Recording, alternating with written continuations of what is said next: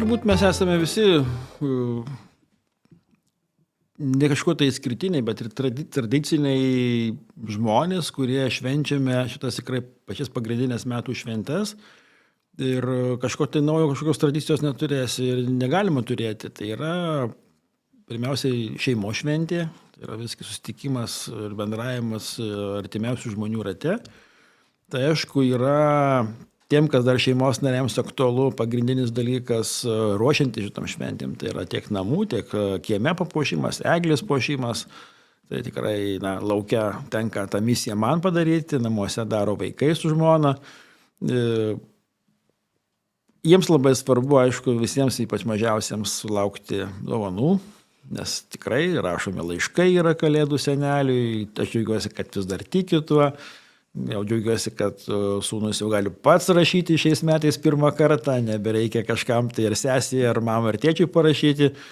Ir aišku, tas yra bendravimas, susikaupimas, vilties laikas, kaip jūs pasakėte. Tikrai, matyt, mes apžvelgiam ir praėjusius metus ir prisimenam tos žmonės, kurie yra kartu, kurių jau nebėra.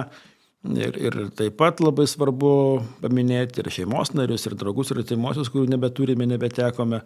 O tai yra vilties šventė. Matyt, tokios šventės metu mes kiekvieną kartą laukiame, kad kiti metai tikrai bus geresni, laimingesni, sveikesni, sotesni. Tai tokiomis nuotaikomis ir gyvenam. O tradicijos tos pačios yra. Tai yra kūčių stalas, kai yra galimybės ir noras ta pati bažnyčia.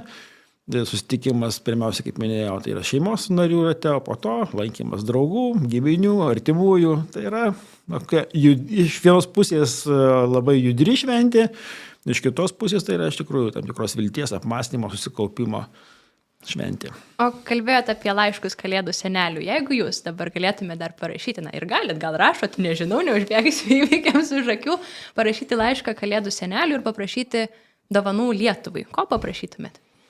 Čia galbūt tam tikras jau patosas kažkokios dovanos Lietuvai. Aš manau, kad aš bent jau paprašyčiau paprasto dalyko, kad tie žmonės, kurie turi kažkokią tai viltį, svajonę, kad jinai įsipildytų.